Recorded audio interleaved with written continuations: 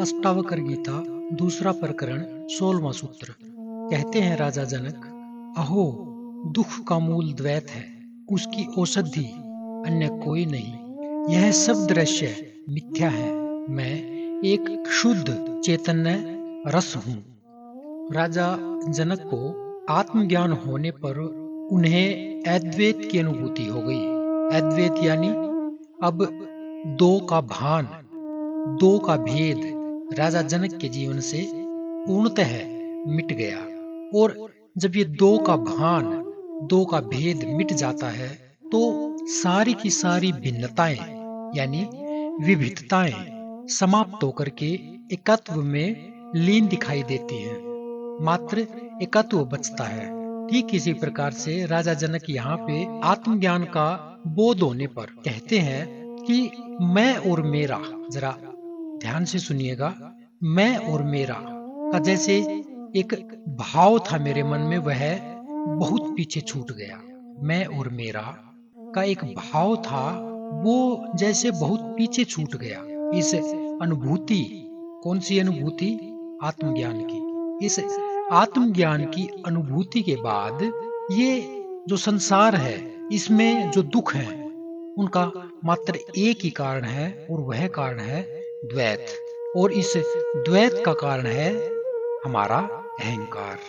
इस अहंकार के ही कारण एक व्यक्ति अपने को इस अन्य प्राणी जगत से, अन्य प्राणियों से, वह परमात्मा से भिन्न समझता है, अलग समझता है।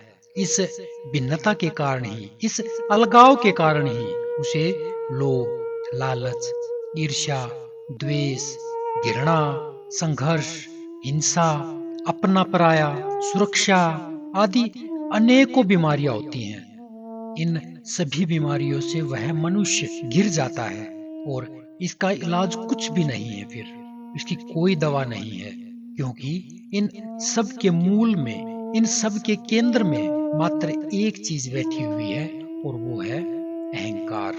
मात्र एक अहंकार के मिटने से ही अद्वैत का बोध हो सकता है। किंतु लोग अहंकार को इतना मजबूत किए जाते हैं और अन्य जितनी बीमारियां हैं उनका इलाज ढूंढते रहते हैं, जिससे इस अहंकार को मिटाने के लिए कोई भी औषधि काम नहीं करती, कोई भी दवा इसके काम नहीं आती। क्योंकि मनुष्य जो है वो इस अस्तित्व से अपने आप को अलग मानता है, अपने आप को भिन्न मानता है। वह चीजों को खंड खंड करके देखता है। और अहंकार देखिए मनुष्य का, वह समझता है कि मैं अकेला हूँ, दुनिया मुझसे भिन्न है। ये इस तरह के ख्याली पकाओ उसके दिमाग में लगातार चलते रहते हैं और कहता है मैं उस समग्र का हिस्सा बिल्कुल भी नहीं हूँ, मेरा एक अपना अलग से अस्तित्व है। और ऐसा ही मानकर वह इस सारी सृष्टि में, इस संपूर्ण अस्तित्व में संघर्ष करता रहता है, प्रकृति पर विजय चाहता है। उसके लिए फिर वो चोरी करता है, हिंसा करता है, हत्या करता है, इससे भी न जाने कितने गिरे हुए अन्य कार्य करता है। और ये सब क्यों होता है? क्योंकि इंसान स्वयं को इस अस्तित्व का हिस्सा नहीं मानता, इस अस्तित्व को बिल्कुल अपने से अलग मानता है। और यही द्वैत है, इसी से होता है दुख। किंतु राजा जनक कहते हैं कि यह तो मिथ्या है। अगर कोई मनुष्य यह जान ले कि अहंकार मिथ्या है, ये सारे बाहरी प्रपंच सब झूठे हैं, तो इतना जान लेने मात्र से उसका अहंकार गिर जाएगा, उसका अहंकार मिट जाएगा, उसका होना ही मिट जाएगा, जिसे वह मिटाना नहीं चाहता। क्या कहा? उसका होना ही मिट जाएगा जिसे वह मिटाना ही नहीं चाहता। किंतु इस राज का उसे पता नहीं है कि मिटता कुछ नहीं है। अहंकार जो क्षुद्र है, छोटा है, बड़ा संकीर्ण है, और इसी के मिटने पर उसका यानी मनुष्य का उस परम अस्तित्व से संबंध हो जाएगा, उससे जुड़ जाएगा। वह खुद लहर के समान है, वह लहर मिटकर सागर हो जाएगी, बीज मिटकर वृक्ष बन जाएगा, व्यक्ति मिटकर स्वयं समष्टि बन जाएगा, वह मिटकर परमात्मा बन जाएगा। जो उपलब्धि होगी वह अनंत गुनी होगी, पर उसका ज्ञान न होने के कारण वह शुद्धता को, छोटेपन को पकड़े ही हुए है। उसको बिल्कुल अपने कलेजे से लगाए हुए है। पर जिस क्षण, जिस पल मनुष्य जान लेता है कि मैं उस अखंड का हिस्सा हूँ, मैं इस अस्तित्व से भिन्न नहीं हूँ, उस दिन उसे समग्रता का बोध हो जाएगा, उस परमात्मा का बोध हो जाएगा। उसके सारे दुख विलीन हो जाएंगे। ऐसा दिखेगा जैसे कोई दुख जीवन में था ही नहीं।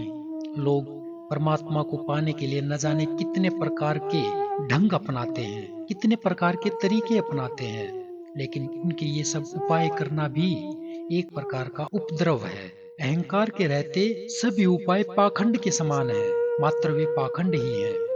मंदिर जाना, तिलक छापा लगाना, पूजा पाठ, यज्ञ, व्रत, उपवास करना, योग, हठ योग, साधना आदि सभी की सभी क्रियाएं मनुष्य के अहंकार को ही बढ़ाती हैं, जिससे वह परमात्मा से लगातार दूर हटता जाता है। परमात्मा साधनों से नहीं मिलता, वह तो मिला ही हुआ है, तुम्हारे भीतर मौजूद है, मात्र अज्ञान के कारण वह प्रत्यक्ष नहीं हो रहा है। उस पर धूली जम गई है, जिसे हटाना मात्र है। इसके हटते ही वह प्रत्यक्ष हो जाएगा। उस समय तुम्हें अद्वैत की अनुभूति होगी, तभी होगा सुख, तभी होगा आनंद।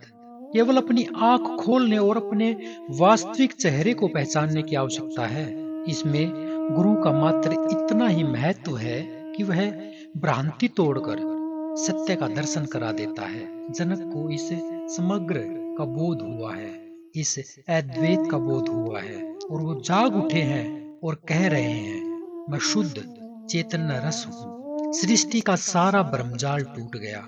यह गुरु कृपा से ही हुआ है। इस सूत्र में हमने जाना कि जो राजा जनक है, उनको आत्मज्ञान से द्वैत का भ्रम मिट गया। इस आत्मज्ञान के होने के कारण उसके जितने भी द्वैत थे, वो सारे के सारे खत्म हो गए, समाप्त हो गए। मात्र एक चीज बची है, और वो है अद्वैत। अगले सूत्र में फिर मिलते हैं, तब तक के लिए नमस्कार।